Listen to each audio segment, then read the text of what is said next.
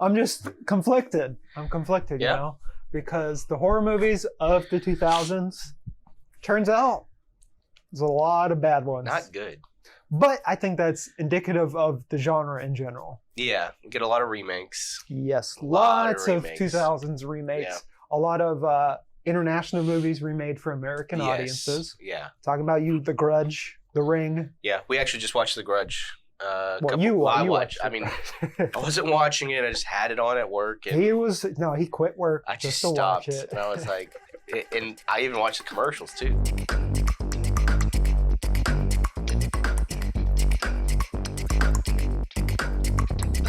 We made our own separate lists. Yeah. We're both going to talk about 3 movies each, and then at the end, we'll reveal our lists. Yeah. Maybe discuss them a little bit.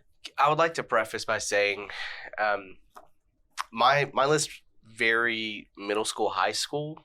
Yeah, your list feels very college and refined, like you're refining your taste. Yeah, mine's like before elevated horror became a genre. Yeah. This was like the precursor. Yeah, you have it combined our lists, and we have like the top. I feel like the 20 movies everyone talks about. Yeah, mostly. Exactly. I think just like your list, it's connected to who you were when you watched them, and what you liked, and what you still like, and what you may have a soft spot for.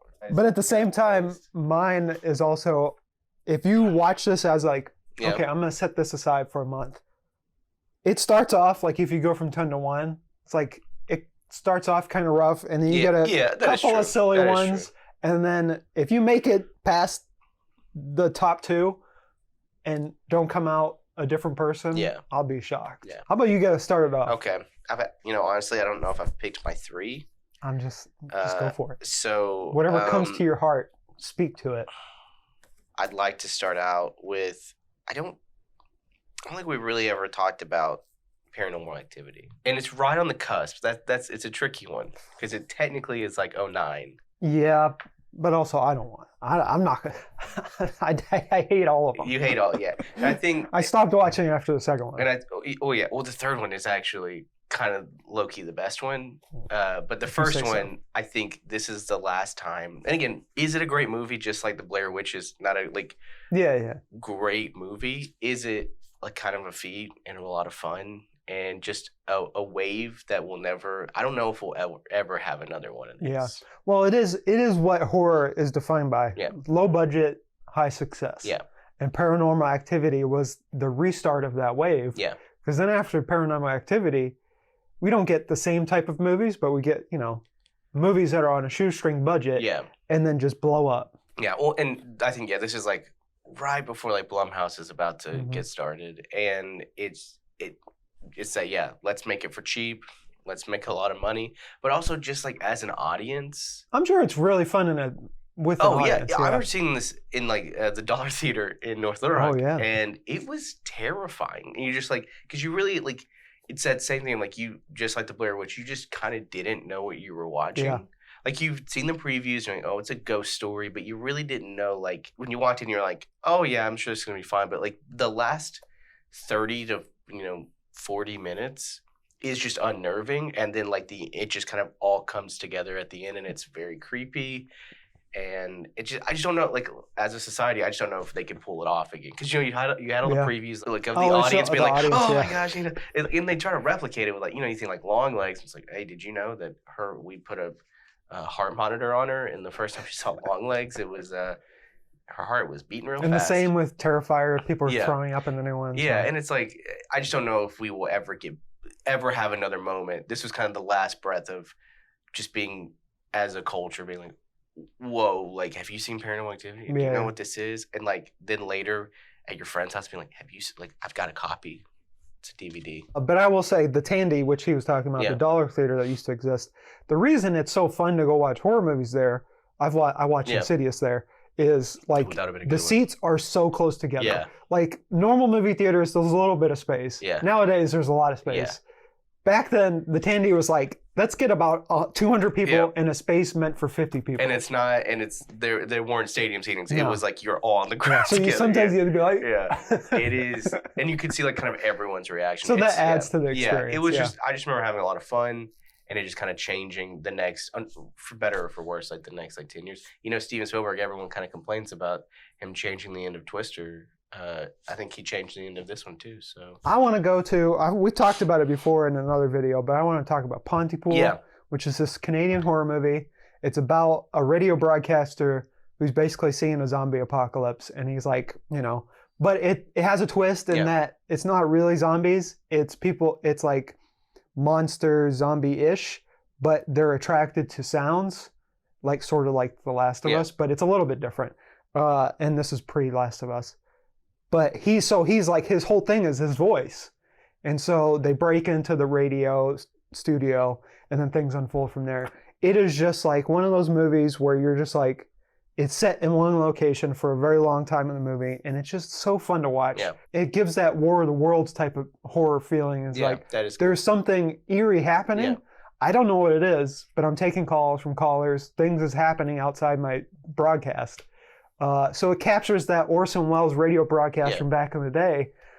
And it's edited really well too. You know, I'm a big fan of editing. So it's just really fun. And I don't want to spoil anything else about it. If it was remade with a bigger budget, I don't think it would capture the same feel. Make it keep it small. Yeah, they don't. It's a little shocking that like Blumhouse hasn't figured out a way to like do it or even just release, because it I'm sure. Yeah, it is weird. Like you see it on every list. Yeah. But you don't like. Yeah. It'll get close in a couple of years to 20th anniversary. Do you think it's streaming anywhere? I'm sure you can find it. Pontypool is it's a gem. It's a cult classic. It's one of those cult classics that only a certain amount of people know about it, thus making it a cult classic. Yeah. Whereas like you think about Big Lebowski, it is a cult classic, but it is no longer cult because everyone likes it. Yeah. And it's like feels like it's always been a cult classic, like from the jump. Yeah. Listen, I don't know. I think this is a good movie. I don't like the start to this. Well, it's a movie that this is we were talking like this is a movie that I am so totally like blinded by, not nostalgia, but just like the age I saw it at, but also your preferences. Yeah, my preference. But like The Exorcism of Emily Rose. Never seen it. Never seen it? No. I'm not a big Exorcism movie type person. I think what I love about this is that it is, while it is a movie about an exorcism, it is a courtroom drama. Oh, really? Yeah. So like the whole thing is like, there is this father.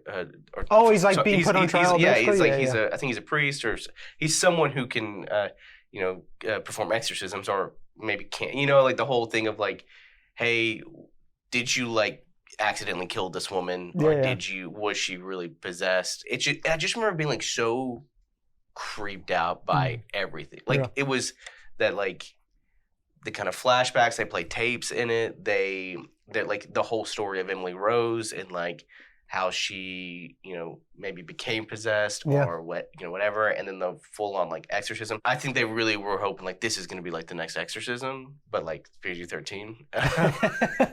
but like, she's like bending in different ways and her eyes get all like, there were just like some really creepy like things in it. Or like there's one point where she walks up to some barbed wire and she like grabs it, and it's just a weird movie that I think works really well. Yeah.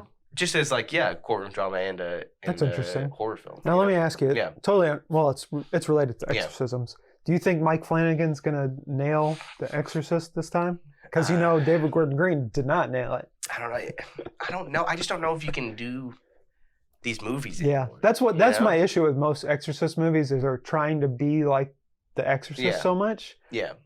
There's a really fun exorcism in Constantine.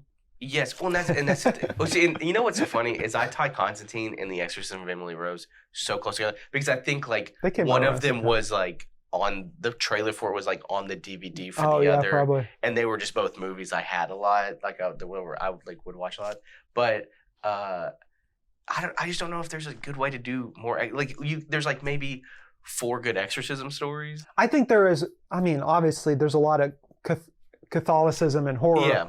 But I think there's a way to do it in a new era. Yeah, well, I do think it just hasn't been found yet.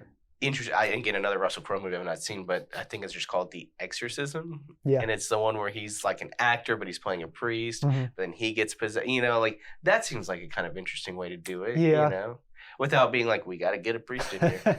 Got to get a priest. Let's stay on the Christ train. Okay. And I want to talk about Lars von Trier's Antichrist. Good luck. Have fun.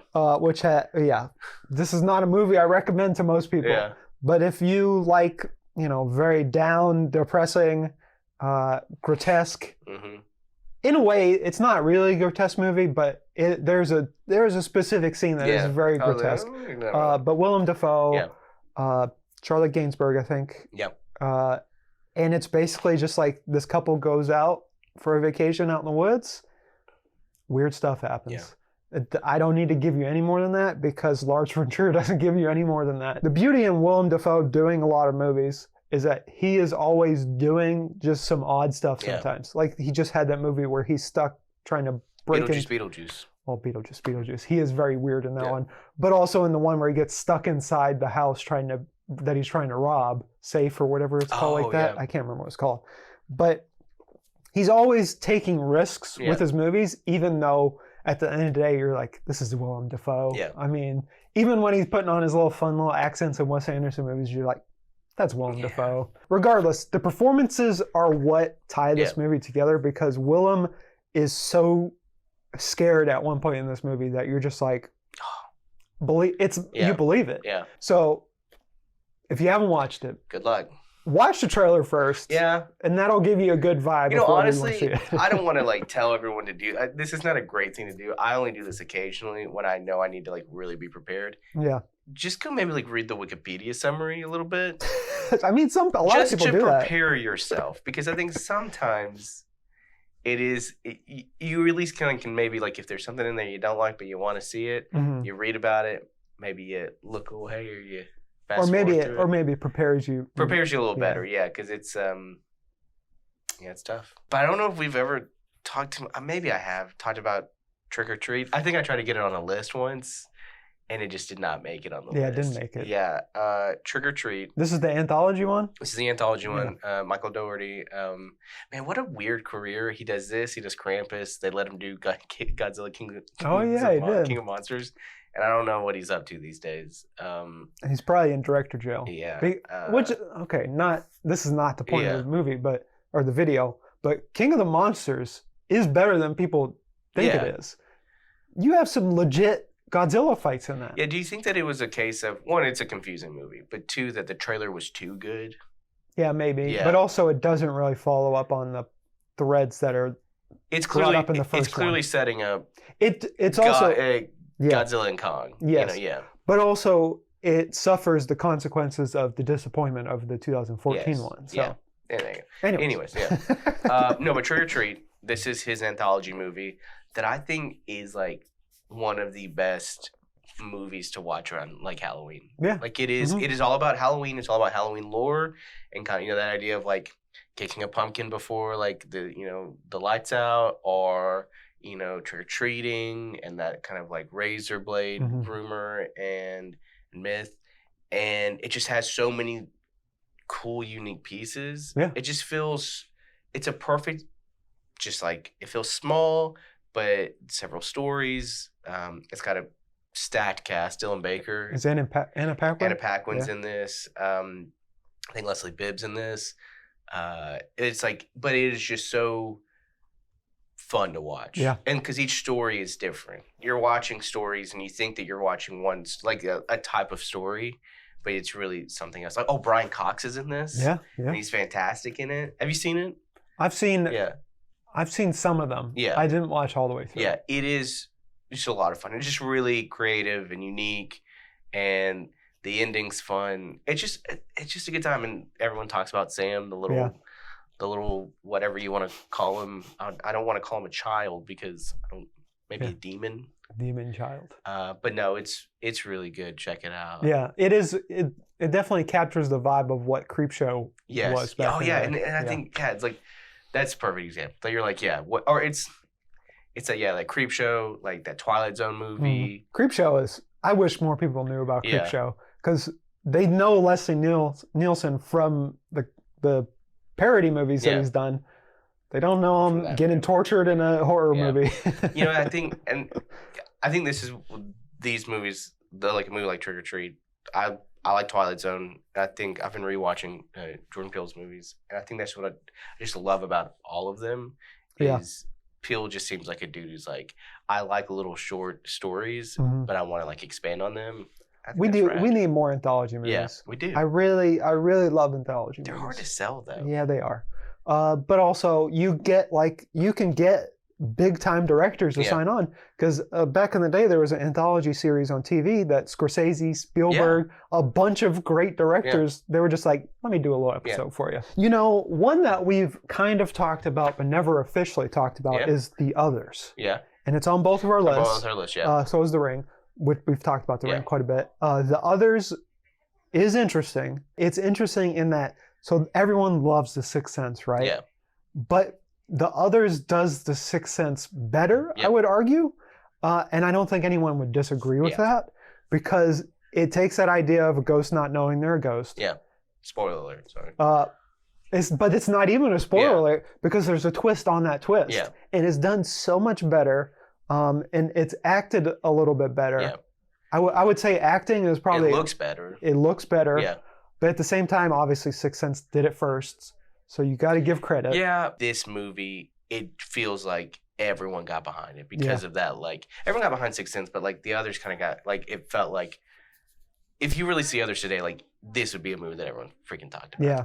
Oh, so good. I think too, it really, like, this is a moment, it kind of where, and again, the rest of the 2000s, I don't know what happened, but this is a real moment of like, oh wow, like, oh, an actress like Nicole Kidman can be in a great horror film. Yeah. An elevated horror film. You know, like, and it's and yeah, you had like people, you know, in the 60s and 70s who were in the 80s who, yeah, they were incredible like actors who then took a, you know, dip in the horror pool, and then I don't know, I just feel like more big time actors need to do that's some why horror. That's what I love about The Ring too. It's that you have like, you both have Nicole Kidman and Naomi Watts, who again were like big serious actors, and they're like, oh besties. Hey, and besties, and they're like, and hey, we're doing horror films now. The 2000s horror forms itself into what it's going to be in the 2010s and 2020s, because in the early aughts you get not only international remakes, but you get stuff like Freddy vs. Jason, which are a love letter to the 80s